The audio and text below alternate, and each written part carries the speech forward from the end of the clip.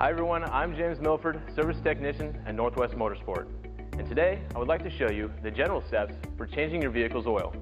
But before we begin, there are a few things that we're going to need. Different engines require different types and amounts of oil, so it is imperative that you purchase the proper oil and oil filter for your vehicle. You can always check your owner's manual for the manufacturer's recommended oil, oil filter, and capacities. Most manuals can now be found online, but in a pinch, you can check the oil cap or the label on the oil filter. But not all oil filters are created equal, and some may void your factory warranty or possibly cause engine damage. If you're unsure, just use a factory one. Most part distributors now offer a factory option and are sometimes cheaper. You'll also need a wrench or ratchet and socket sized to match your vehicle's engine oil drain plug, along with an oil pan for catching and storing the old oil, and a funnel. Oh, and either a roll of paper towels or shop cloth. This can get a little messy. Let's get started. The first step is to locate your engine's oil drain plug, and to make sure that the oil pan is beneath it, or else you're going to have one heck of a mess on your hands.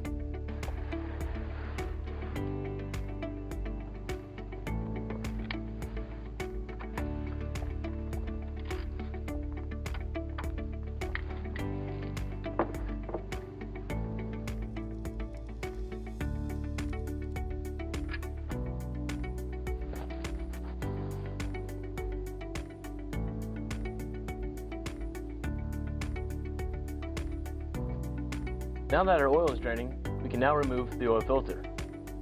Twist counterclockwise to remove. And make sure to keep steady, as it is filled with oil.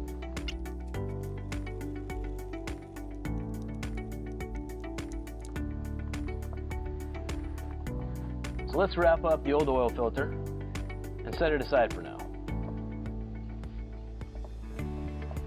Before we reinstall the drain plug, we need to inspect it for any damage to the threads or the seal. To make sure we wipe down the drain pan so it's nice and clean.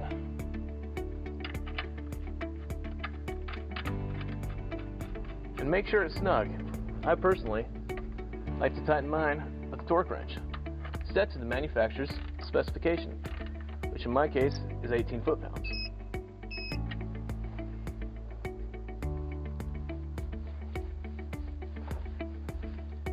Next, we need to lubricate the seal that's on top of the oil filter with fresh oil.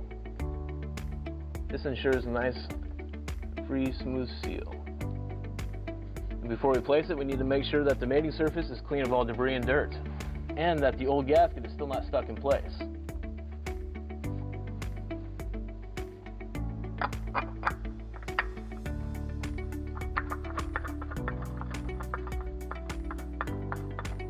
Once it is seated, give it another 3/4 turn.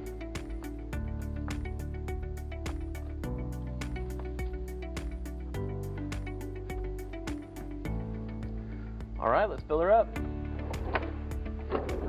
Every vehicle uses different oil and quantity. This vehicle uses 10 quarts of 0W20. Now we can remove the oil cap. Sometimes it's just twist and lift. Sometimes it's just twist and twist and twist. Don't be discouraged if this one gives you a little bit of trouble.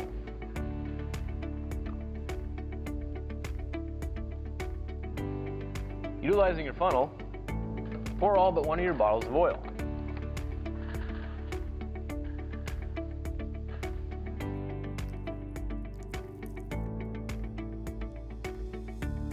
All right, now that the engine has a safe amount of oil to fire, we can now check our handiwork and start this thing up. But first, we need to make sure that oil cap is installed.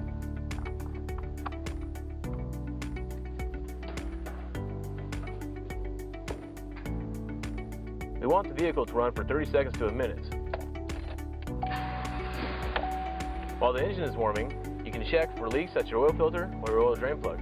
If there are any, tighten until the problem area has stopped. All right, looks good here, it's good here.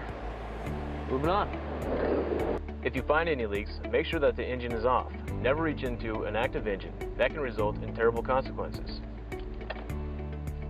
We're almost done. Alrighty, let's check the oil level. Remove the dipstick, wipe it down and replace it. Remove it again and check the level. Looks like we need to add a little bit more. Go ahead and remove the cap, install the funnel, and top off as needed.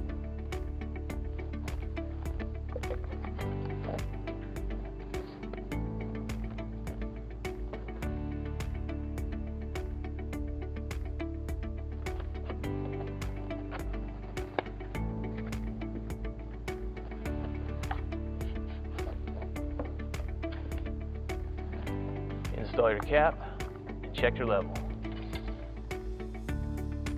All right, looks good.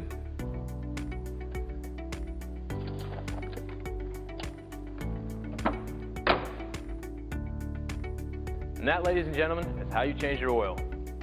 I'm off to my nearest oil recycling center to drop off my used oil and filter. Remember, it is never okay to dispose of your used oil and chemicals down the water drain. Always make sure to dispose of your fluids in an environmentally friendly manner. Tune in next week for our next do-it-yourself vehicle maintenance project. I'm James Milford from Northwest Motorsport.